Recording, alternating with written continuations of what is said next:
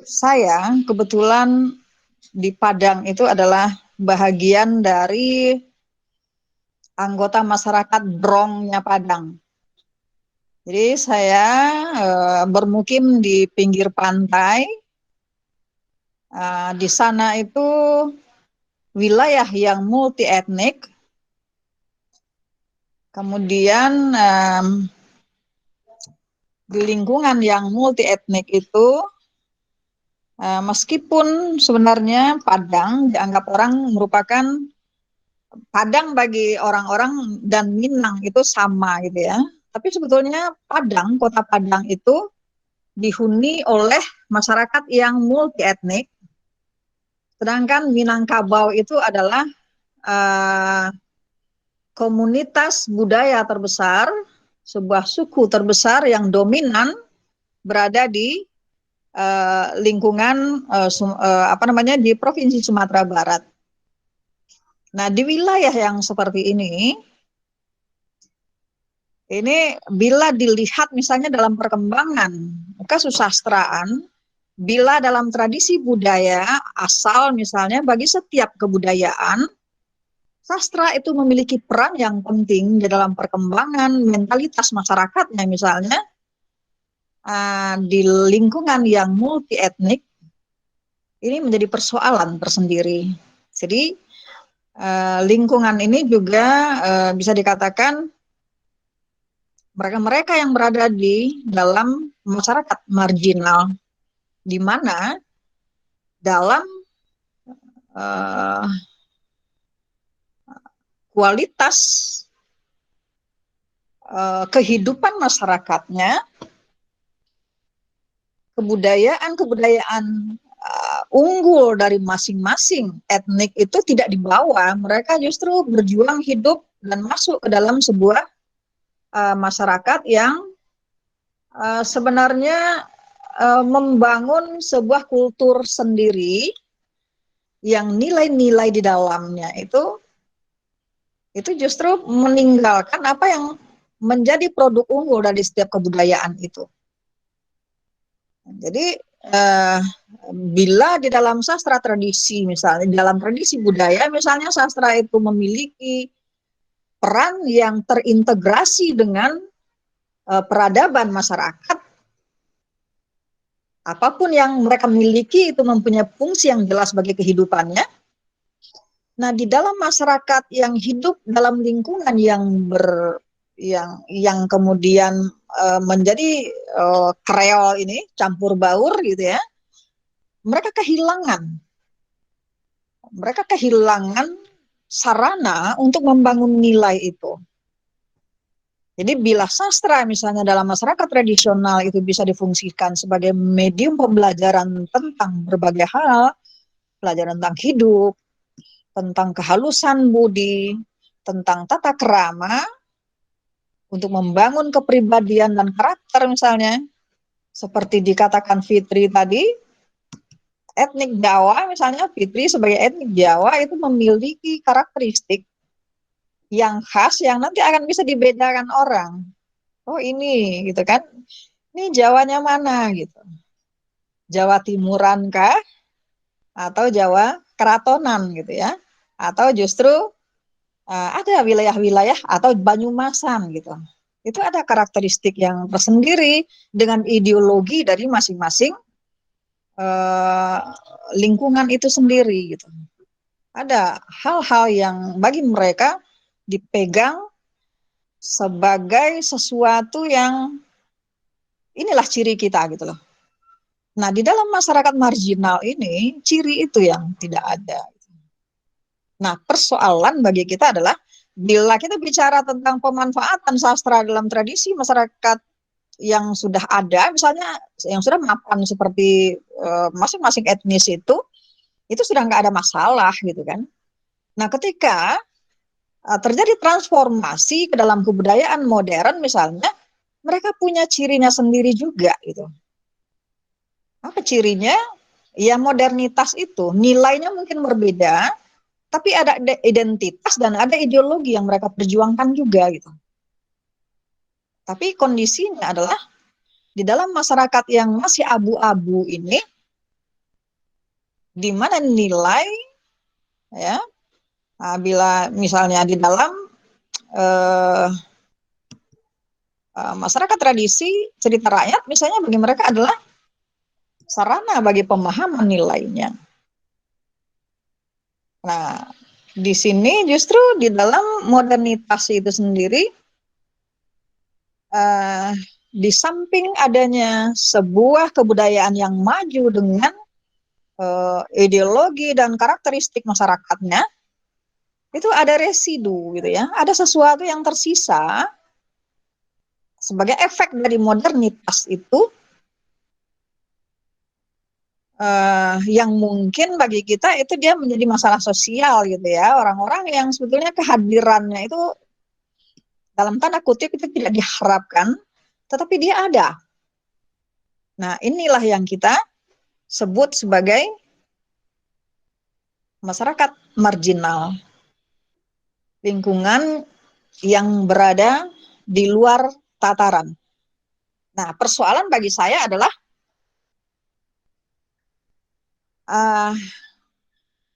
bagaimana sastra berperan di dalam lingkungan yang seperti ini gitu. Sementara mereka nggak punya basic, mereka nggak punya masa lalu gitu, nggak punya dasar bagi pembentukan kebudayaan dengan seluruh sistem yang ada gitu loh. Dia itu ya masyarakat pinggiran, mereka itu ada di garis batas, masyarakat kelas bawah yang selalu terpinggirkan sebetulnya dalam kehidupan masyarakat. Dia lingkungan yang sebetulnya serba tak memadai, baik dalam pendidikan dan kedekatannya dengan kekuasaan misalnya. Jadi mereka seperti berada di luar tatanan sosial masyarakat yang ada. Dia itu mungkin orang yang menganggap dirinya lebih punya identitas itu akan melihat bahwa mereka itu ya tidak punya tertib dan memang minus pendidikan, dan dianggap kadang-kadang juga semacam masyarakat, sekelompok manusia yang terinfeksi virus berbahaya gitu ya, dan menyandang penyakit sosial yang akut atau semacam sosial patologis gitu ya. Nah, mereka punya hal yang seperti itu, dan ini justru menjadi mereka itu masalah bagi lingkungan gitu. Tapi bila misalnya kita tidak memberikan sesuatu yang akan bisa membuat mereka terbebas dari penyakit sosial ini, artinya kita sedang melakukan semacam pembibitan bagi suatu lingkungan yang abu-abu, yang lebih dekat kepada hitam gitu. Lingkungan yang justru mungkin lebih lebih menjadi gangguan. Nah, di sini mereka ya orang-orang urban, mereka meninggalkan tradisi budayanya dan kemudian berada di lingkungan yang memang tidak diharapkan, dan mereka sendiri mungkin juga tidak mengharapkan kehadiran yang seperti itu. Nah, di sini kita melihat bahwa pencirian atau identitas di masyarakat urban itu adalah mereka yang multi etnik, mereka yang datang dari sektor informal, yang sering tidak punya akses ke kekuasaan, dan yang memiliki pengaruh kecil dalam pembangunan. Mereka tidak memiliki aset atau memiliki aset yang sangat rendah. Tinggal di lokasi terpencil, jauh dari sarana prasarana sosial ekonomi, memiliki jumlah tanggungan non produktif banyak dan sumber penghasilan yang kecil gitu loh. Kemudian berasal dari kaum minoritas, bisa jadi seperti itu. Mereka berada dalam posisi yang liminal, tidak ke tradisional dan tidak ke modern. Jadi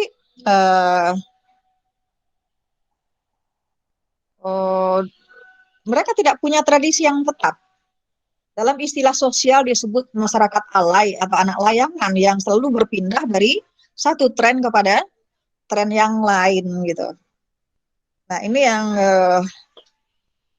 ya mereka yang memiliki strata sosial yang jelas itu melihatnya ini mau jadi modern gitu kan, tapi noraknya nggak hilang gitu kan. Mau jadi tradisi juga mereka ogah. Mereka sudah berusaha untuk meninggalkan apa yang mereka punya sebenarnya gitu. Atau mereka memang sudah merasa tak punya apa-apa lagi gitu.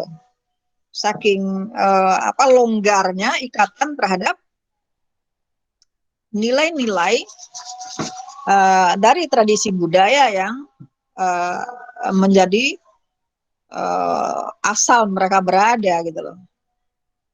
Nah ini apa namanya? Ya ini dilihat semacam lingkungan penyakit gitu loh. Jadi di Padang pun yang dianggap orang sebagai wilayah masyarakat yang kuat dengan tradisinya gitu. Terutama dalam etnis yang besar itu Minangkabau itu. Tapi sebenarnya modernisasi telah memunculkan apa yang disebut sebagai masyarakat marginal itu. Dan Padang juga tidak bisa, yang bisa kita ambil sebagai contoh di sini ya, mungkin di kota-kota lain kondisinya hampir sama, itu Padang juga memiliki kondisi yang seperti itu. Permukiman mereka biasanya di pesisir pantai. Kemudian di Padang sendiri sebetulnya dari masa-masa kolonial itu sudah terjadi pembauran etnis di wilayah pesisir itu.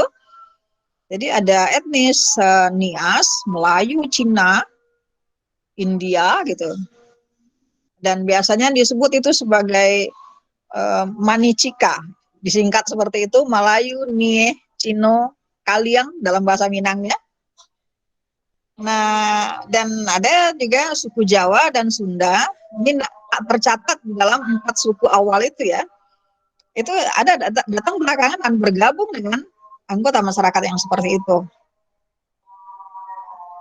Nah, dan mengingat lokusnya berada dalam wilayah budaya Minangkabau, bahasa yang mereka gunakan itu adalah dominan bahasa Minangkabau. Nah, di sini kenapa?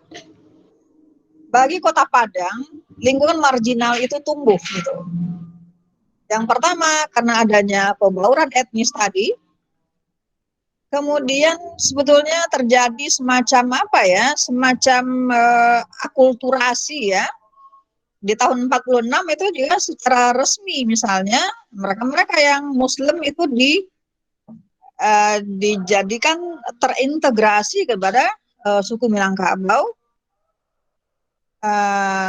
Kemudian yang Nasrani atau Buddha ini memisahkan diri, membangun kantong pemukiman sendiri, dan ini menjadi elit sebetulnya, elit di bidang bisnis dan ekonomi.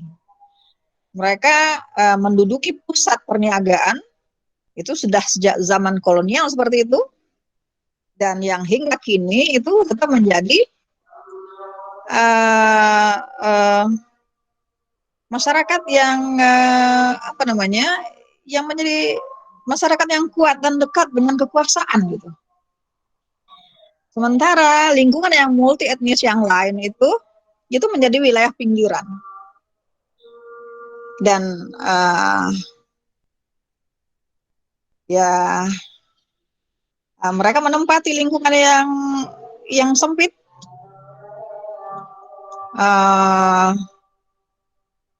dengan sarana dan fasilitas yang tidak memadai, dengan wilayah yang benar-benar membayangkan sebuah kondisi yang sumpah gitu ya. Dan apa namanya, sikap hidup mereka juga justru membayangkan bagaimana sebetulnya benar-benar itu mereka seperti hidup dengan kecoa dan tikus lah gitu ya, yang menjadi teman-teman mereka di gang yang sempit, di got yang dangkal dan kotor, yang sudah dipenuhi oleh sampah gitu. Dan mereka nyaman-nyaman saja tinggal dengan lingkungan yang seperti itu. Bahkan eh, eh, petugas-petugas PAM atau PLN misalnya, ini masuk ke lingkungan itu aja takut gitu loh. Takut karena bagi mereka uh, uh, misalnya mereka belum mampu bayar listrik, akan diputus misalnya sesudah 3 bulan nggak bayar, itu kan bisa ada pemutusan. Itu mereka bisa aja menghadapi petugas yang akan memutus aliran listrik itu dengan golok gitu loh. Coba aja lu masuk gitu. Nah, di dalam kondisi yang seperti ini, ya kemudian tatanan dan tataan yang ada di sana ya tidak bisa, seakan-akan orang-orang luar itu tidak bisa masuk gitu. Nah, mereka lebih memilih membiarkan saja kondisi itu daripada nyawa mereka terancam gitu. Atau ada ancaman-ancaman bully yang kemudian mereka hadapi dan tidak menyamankan sama sekali untuk masuk ke sana bagi orang luar. Nah, inilah yang kemudian ya mentalitas seperti itu yang terbentuk, situasinya begitu. Kemudian lanjutnya bagaimana mentalitas masyarakatnya juga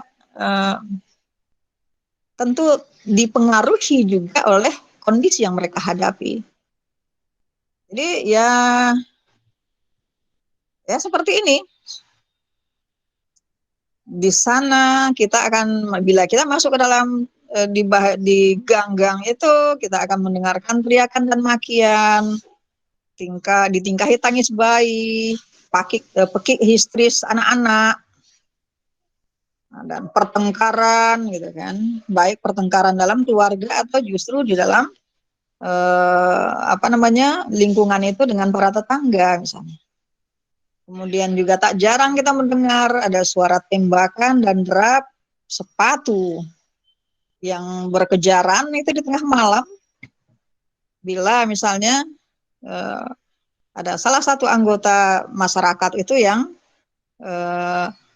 mungkin melakukan kejahatan dan diobor oleh pihak berwajib. Jadi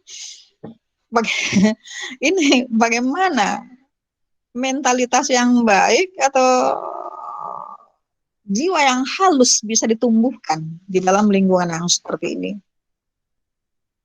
Jadi inilah masalah kita gitu.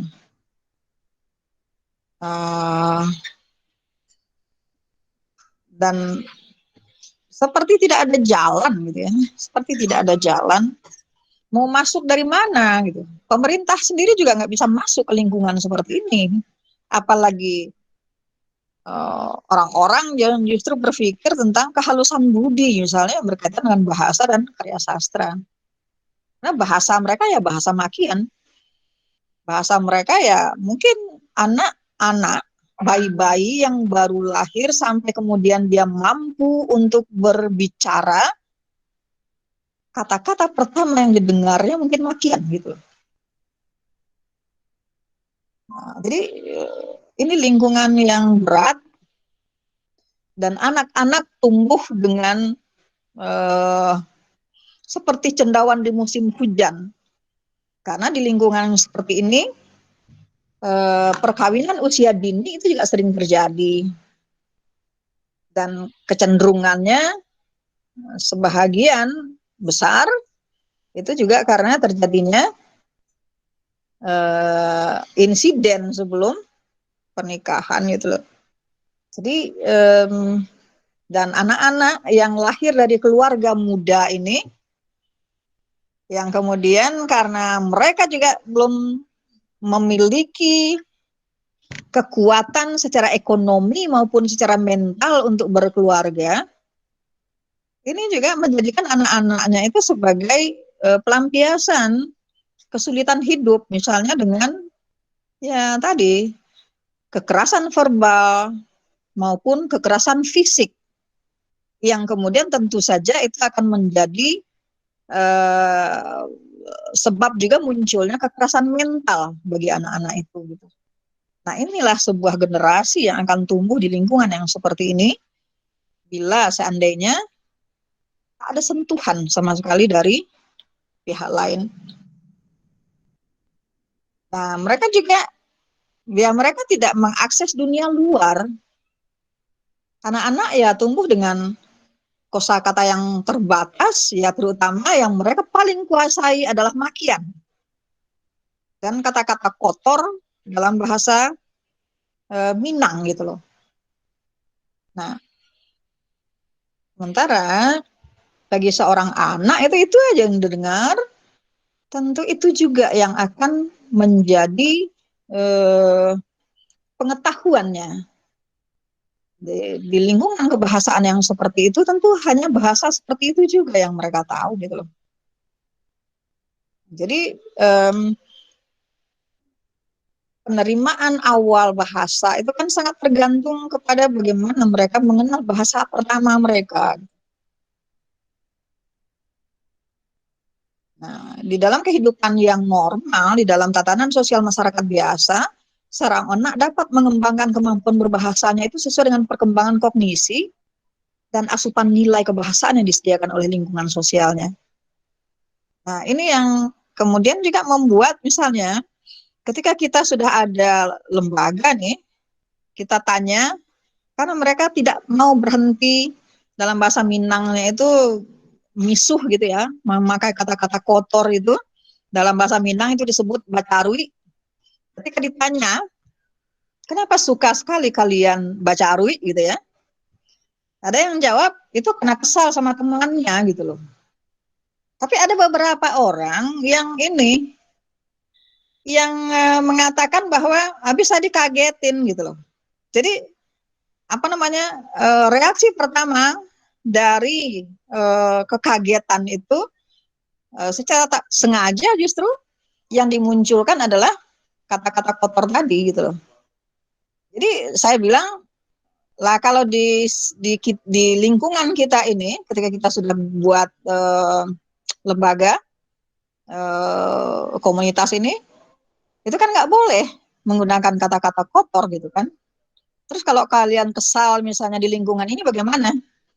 Ya awak bercarut dalam hati bu, dia bilang gitu. Jadi nggak bisa dia mengucapkan itu di dalam hatinya itu tetap dia pelihara itu bahasa yang makian yang bisa memuaskan dia untuk bisa melampiaskan kekesalan gitu. Nah, jadi ini yang apa namanya menjadi semacam uh,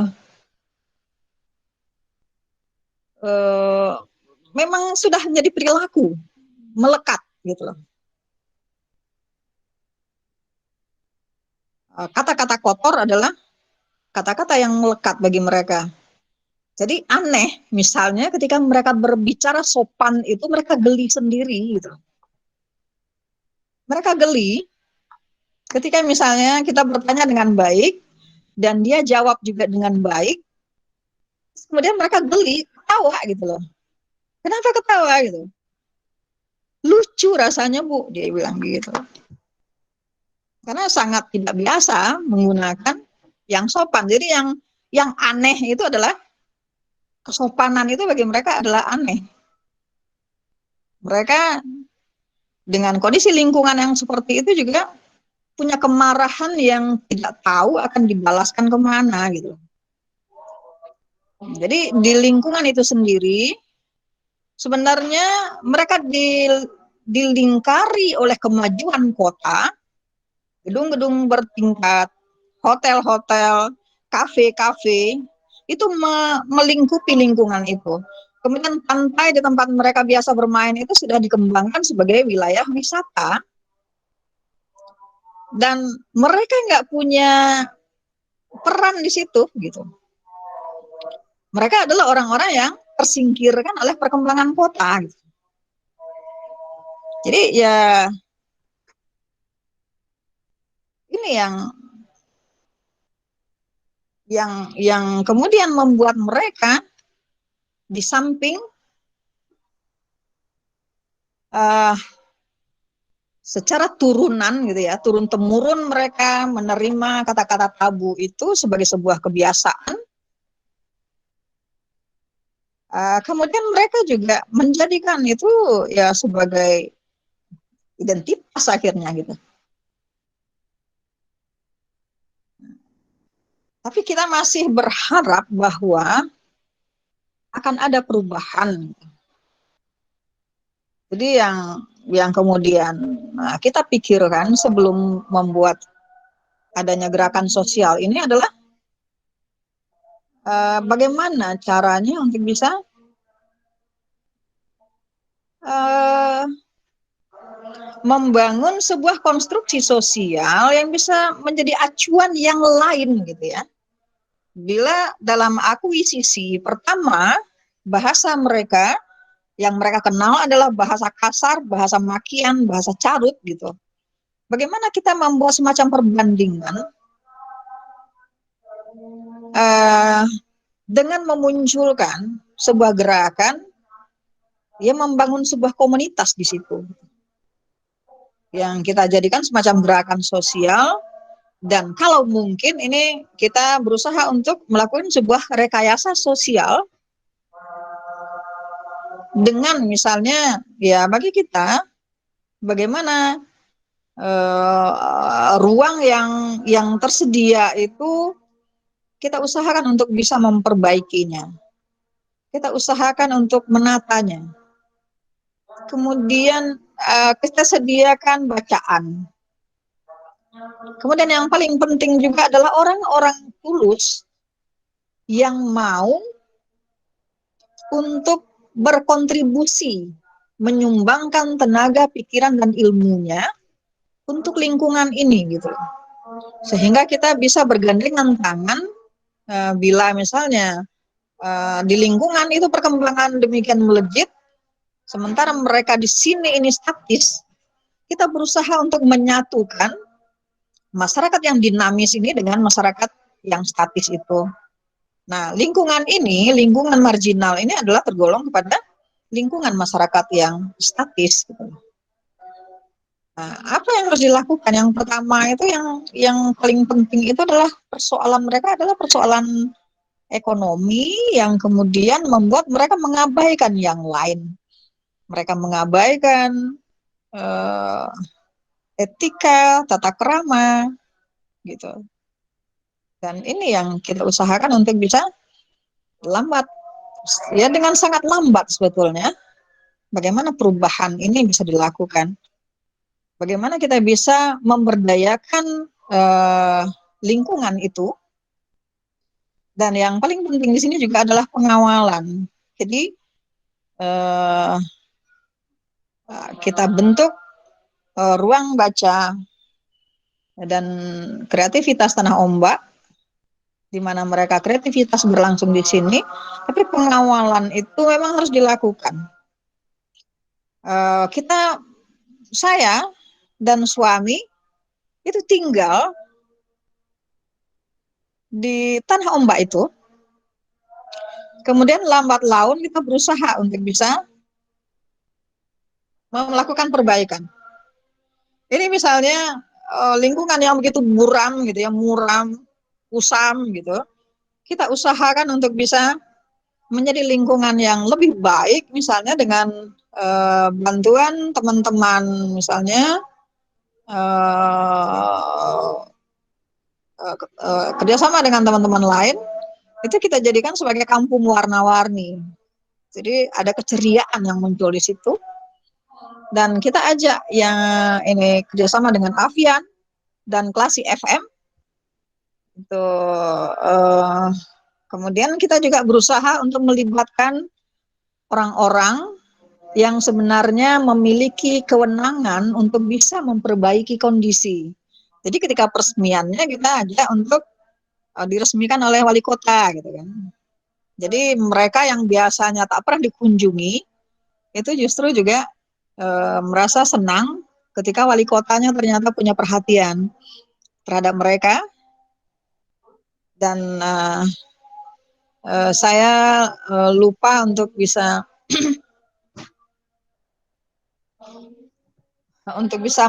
memposting foto yang bagaimana lingkungan awalnya ya. Nah, kemudian perannya sastra di sini di mana gitu ya? Nah, pertama kita memang mendirikan ruang baca, kemudian kita tentukan segmennya, ada anak-anak, remaja, dan umum, dan kita memang tidak bisa berharap bahwa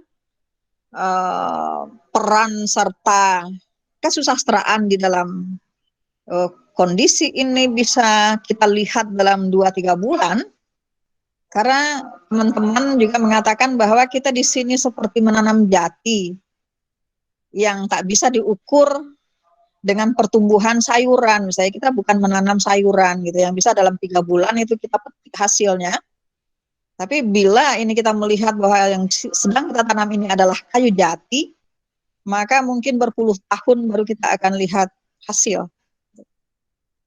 Dan kami percaya bahwa sastra dapat berperan karena cerita itu memiliki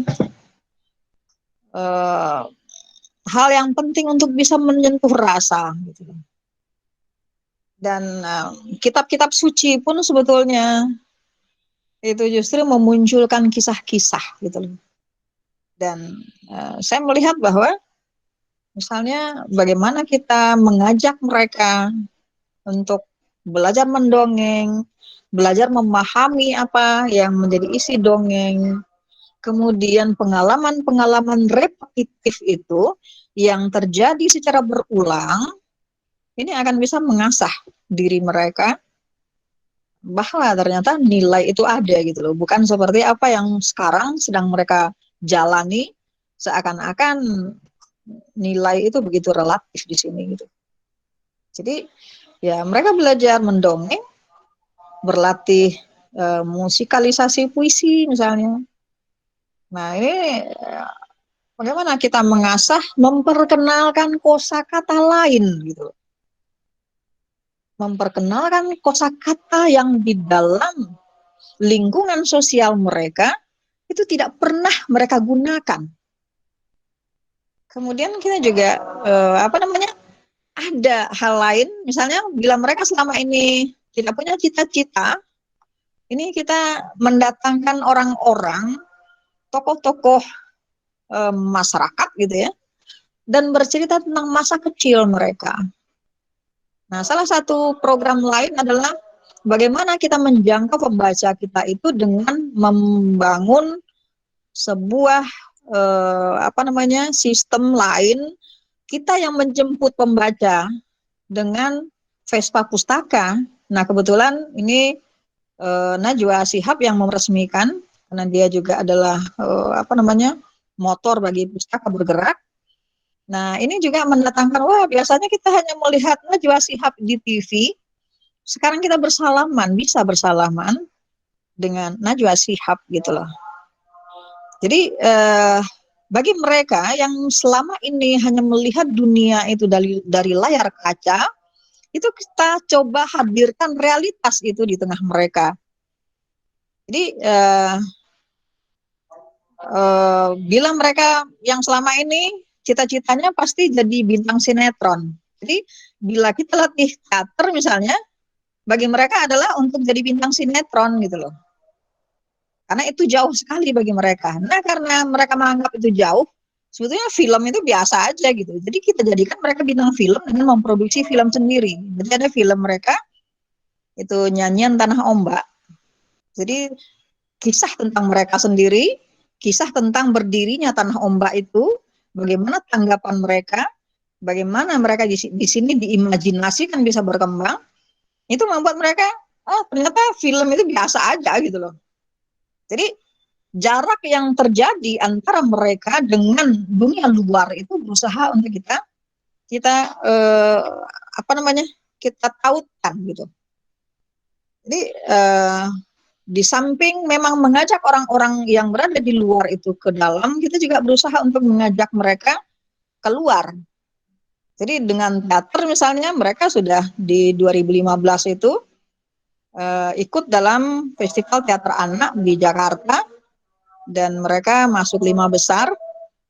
Nah, itu ternyata membuat mereka merasa bahwa ternyata orang-orang di luar kita ini ya bisa menerima kita, dan ternyata kita cukup potensial juga gitu. Jadi dengan melejitkan potensi sesuai dengan bakat mereka, itu rasa minder misalnya. Mereka kalau di lingkungan itu berani gitu loh. Kalau orang luar itu sering dibully, diserang gitu, diperas gitu ya. Kalau orang-orang masuk ke sini, tapi ke lingkungan luar mereka takut. Nah, rasa minder dan rasa terpisah dari lingkungan luar ini juga yang juga kita usahakan untuk bisa teratasi ya, dengan gerakan literasi, dengan bacaan, bagaimana mereka melalui buku itu bisa melihat dunia luar gitu. Wah, di sana terjadi ini, di sini terjadi yang seperti ini. Kita bagaimana? Jadi ada pembanding. Nah, mereka disuruh menggambar ya. Mereka diminta untuk baca buku, kemudian juga disuruh menggambarkan apa dalam imajinasi mereka tokoh-tokoh yang ada dalam cerita itu seperti apa kira-kira gitu kan, yang bisa mereka imajinasikan. Jadi ya kegiatan-kegiatan yang sederhana sebenarnya, tapi kita menginginkan ini menjadi semacam terapi gitu ya, terapi sosial, karena masalah sosial di sini sangat banyak. Anak-anak juga punya masalah yang rumit sebetulnya. Ada yang menjadi korban sodomi misalnya. Nah, ini kita nggak tahu eh, perkembangan psikologisnya sebenarnya akan seperti apa gitu loh. Nah, bagaimana mereka melupakan, eh, ya setidaknya meskipun tidak melupakan, itu tidak menjadikan pengalaman-pengalaman yang pahit itu sebagai pengalaman-pengalaman yang traumatik. Ini yang kita kita berusaha untuk uh, memperkenalkannya kepada sebuah dunia yang lain yang mungkin di dalam lingkungan mereka selama ini nggak ada gitu loh. Ya, dunia seni, menghargai imajinasi, menghargai bahwa harapan itu masih ada gitu ya. Bahwa bila mereka rajin akan seperti ini gitu. Bahwa cita-cita, mereka boleh bercita-cita gitu. Cita-cita bagi mereka bukan barang haram gitu ya. Nah, jadi ini yang mungkin peran sastra di dalam bagaimana sebetulnya semacam ya terapi lah bagi anak-anak ini, anak-anak yang di rumahnya sendiri yang mereka dapatkan adalah caci maki gitu. Jadi, nah ini kita berusaha untuk menjangkau lingkungan yang lebih luas dengan Vespa Pustaka ini, dan kita berharap bahwa ada perubahan gitu. Bila kita menganggap selama ini seperti Pak Taufik Ismail selalu mengatakan bahwa minat baca masyarakat kita kecil, tidak sebenarnya. Minat baca itu besar, hanya saja mereka tidak punya akses. Lingkungan-lingkungan seperti ini untuk masuk ke perpustakaan, gedung perpustakaan yang megah, itu mereka takut. Tapi kalau kita hantarkan buku, itu ada rasa haru setiap kali misalnya relawan mengantarkan buku dan mereka sudah langsung berkumpul mengerumuni dan memang benar sedang membaca gitu. Jadi bukan berarti bahwa kita tidak punya kita apatis bahwa masyarakat kita tidak punya minat baca. Hanya saja jangkauan kita ke masyarakat yang mungkin masih belum maksimal gitu. Nah, ini yang uh, bagi Tanah Ombak ini menjadi, ya katakanlah, semacam cita-cita kecil terhadap lingkungan yang kecil juga, yang dihuni oleh orang-orang kecil juga. Semoga mereka-mereka orang-orang kecil ini tidak menjadi orang-orang kerdil gitu, dengan melalui buku ini. Nah, ini yang jadi harapan kita, bahwa di lingkungan yang seperti ini akan muncul juga generasi muda yang literat, berwawasan, dan adanya wawasan dan pengenalan akan informasi di luar lingkungan ini, kita harapkan itu akan menggerakkan perubahan bagi diri mereka. Mereka dapat membanding apa yang mereka miliki dengan apa yang semestinya mereka miliki, sehingga terjadi usaha perbaikan skill, perilaku, wawasan, kesantunan, dan empati terhadap lingkungan. Karena selama ini mereka justru berkompetisi dengan sangat keras gitu di dalam lingkungan itu sendiri, tapi mereka tidak berani berkompetisi di lingkungan yang lebih luas. Kemudian juga kita bercita-cita semoga akan hidup sebuah tradisi baru di lingkungan yang semula statis ini menjadi lingkungan yang dinamis. Dan mereka yang terlibat dalam proses itu kita harapkan dapat menularkan suatu kebiasaan baru pada lingkungan yang lebih luas. Jadi ya, meskipun tertatih-tatih, karena sulit sekali mengubah kebiasaan orang, misalnya untuk berhenti misuh itu aja sulit gitu loh. uh, tapi kita tetap percaya bahwa sastra itu bisa memperhalus budi. Seperti misalnya dalam tradisi budayanya Mbak Fitri misalnya, saya mengenal sastro gendro itu. Sastro gendro itu justru yang dicari itu adalah esensi yang sangat halus di dalam diri manusia gitu loh. Dan sastra semoga juga akan bisa memunculkan, mengamplaslah kekasaran-kekasaran pekerti, kekasaran-kekasaran bahasa gitu loh, kekasaran-kekasaran ya emosi gitu, untuk menjadi lebih mampu berubah menjadi sebuah jiwa-jiwa yang memiliki perenungan, jiwa-jiwa yang memiliki empati terhadap sesama. Nah, ini yang sangat kita harapkan sebetulnya, bagaimana sastra berfungsi dalam lingkungan sosial masyarakat. Saya pikir seperti itu dulu.